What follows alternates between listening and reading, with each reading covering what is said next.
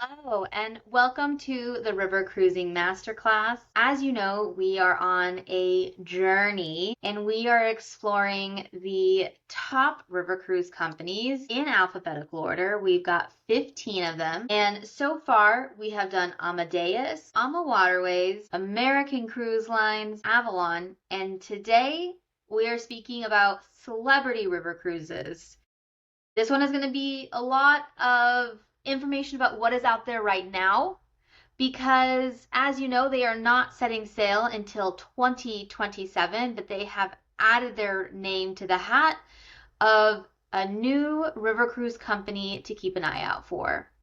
Just so we're aware of what's coming up next in this specific mini series, sometimes I might pop some in there here or there like I did last week just because I am trying to get an episode out every week. It is more difficult than I wanted it to. We might go to every other week just as a teaser, but I am trying my hardest. Is Emerald River Cruises, Lindblad Expeditions, Riviera, Riverside, Scenic, Tauk, Trafalgar, Uniworld, Viking, and then Viva. Those are the top 15 that I'm going to be talking about. There are more, but those are the top ones. So that's what we're going to focus on with this mini series.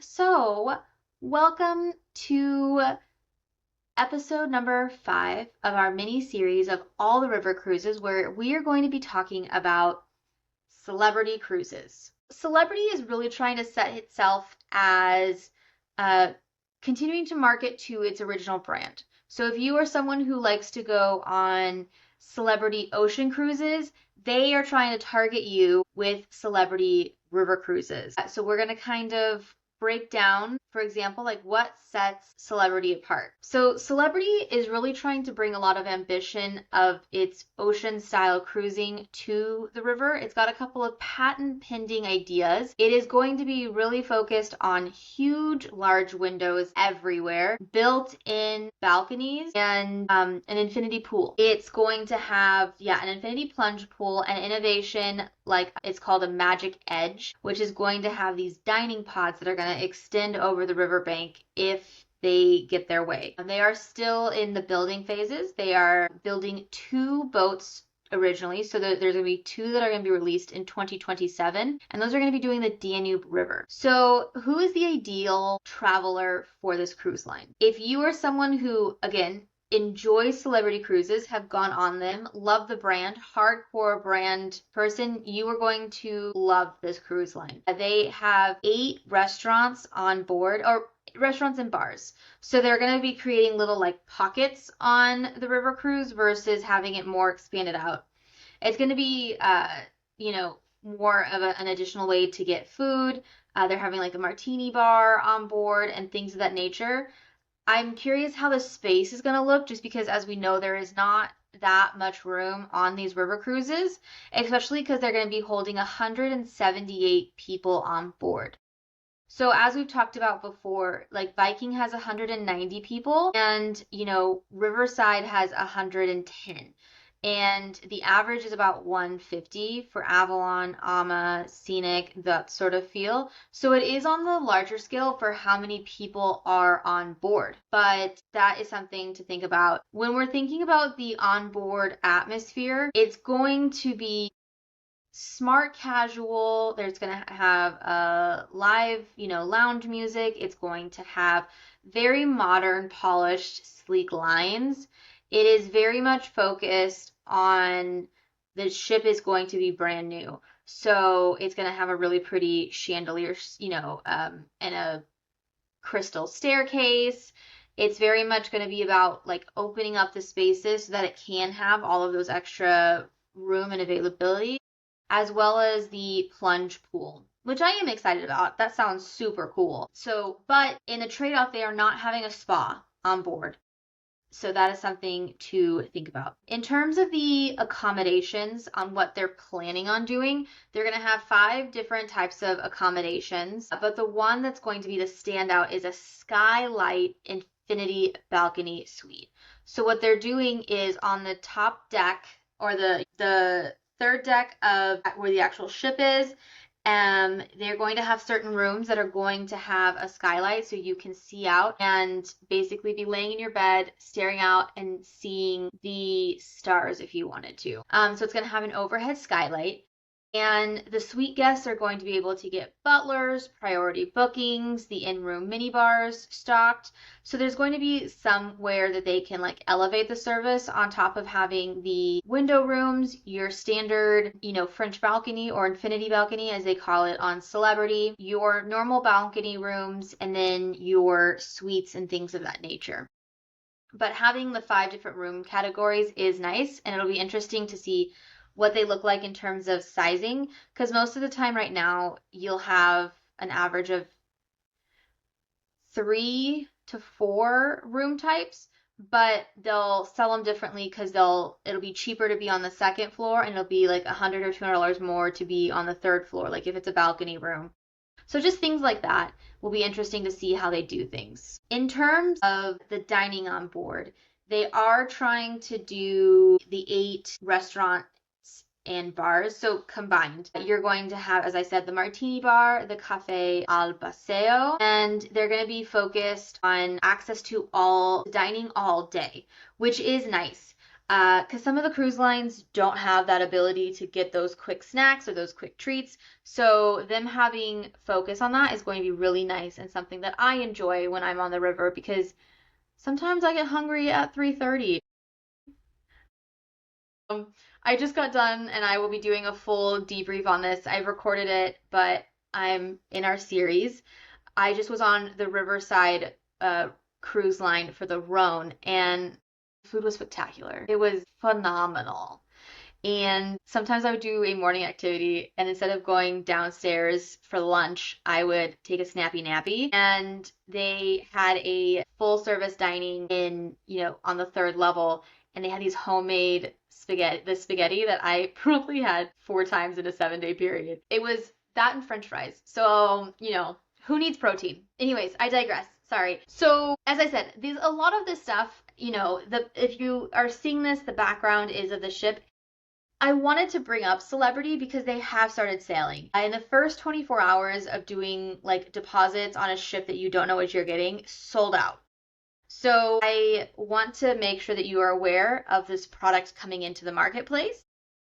But because it is so far in the future, it's 18 to 19 months away, the amount of information that we have is not a lot. It is rendered drawings. It is the idea and the understanding of what the Celebrity cruise ship is for. And it is basically a step up from Royal. It is something that is going to be your premium mainstream line. And I feel that in how they're building these cruise ships as well, these river cruises.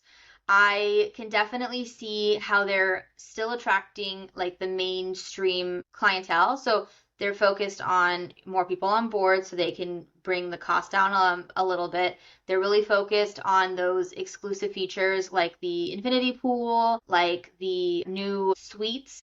I really do enjoy the fact that there's going to be food 24/7 and that they have all these little different pockets that you can hang out at, so that you can get a different experience every day instead of having, this huge, dining room. We're breaking it up into little tiny restaurants so people can experience different things. Those are things that are nice, and I'm excited to see how they do it so that everyone, gets that opportunity to do those things. So when we're talking about what's included with the fare, for Celebrity, it's going to be your stateroom, meals, a selection of beverages, including your wine and beer at lunch and dinner, Wi-Fi entertainment, and 1 shore excursion per day. So that's where they're kind of leaning towards the Viking model, where instead of having all of the excursions included, they're only doing the 1 shore excursion per day. And they are going to have extra costs, so like the premium drinks beyond like the typical package. And they're also going to have premium shore excursions, that those are going to be extra costs on top of the trip. So it is inclusive and it follows the typical river cruise standards, but you are going to have things that will cost extra when you're on board. So be like prepared mentally for additional things. Like if you want something more than just a walking tour in each city, if you are wanting to do, those cocktails, those things outside of that typical dining period, and that's with most of them. If you're wanting the all-inclusive, it's going to be, scenic, Uniworld, Riverside and things, and talc, obviously. And so how is Celebrity going to be handling their shore excursions and itineraries? They just launched in 2027 for the Danube River, and they're doing the Danube River first, and then they're going to be introducing the Rhine in December of 2027. So this is for those who really enjoy that long-term thinking, are wanting to do that. I will say that I personally would not recommend it until I was able to see a completed product. I'm sure at this point the prices are, and when I priced them out, it is relatively expensive because it is a new product, right? It's the new thing on the market. It's people don't know what it is. They're excited because they know the brand. So things get more expensive. It's just like to chase a squirrel, I guess. It's similar to how the Royal Caribbean's Icon of the Seas, when that was released and all of the hype came out and you saw all the TikToks and the Instagrams, the price just shot through the roof. And I was doing comparisons where you could do a balcony, 7-day cruise on the Icon of the Sea.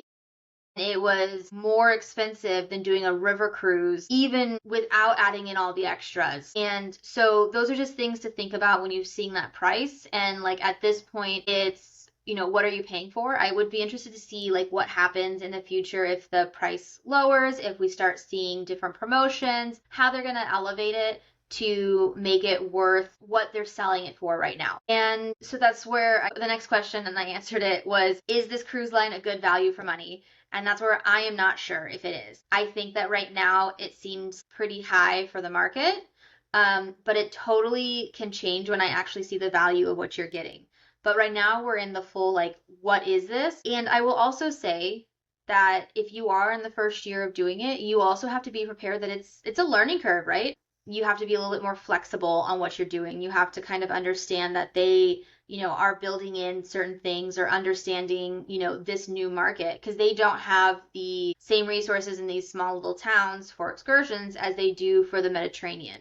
Not saying that they can't get it pretty easily, but it's just, the first year when you're ironing out all of those kinks. So if I could say there was one thing that this cruise line could improve on based on what I've listened to a couple of celebrity leadership talk about it. I've been doing a lot of research. I am disappointed they don't have a salon on board.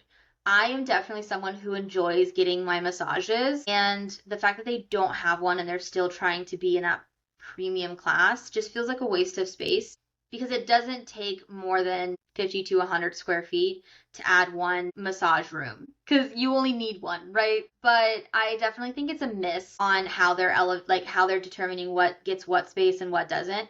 They do have a gym, and that's not my priority. I would prefer the massage over the gym, because also you're walking, you're exploring every day. I don't see that being a need, but that again is where my priorities lie versus where other people's. So that is where it'll be interesting to see how they start building that out, what everything is going to look like. I think that the renderings look absolutely gorgeous, and I can't wait to see when it becomes more of a finalized product to see that whole piece. So does Celebrity live up to its hype and marketing? What's been publicly announced looks really cool. The design, the deck space, I really enjoy the flexible dining. I don't like how many people are on board the ship.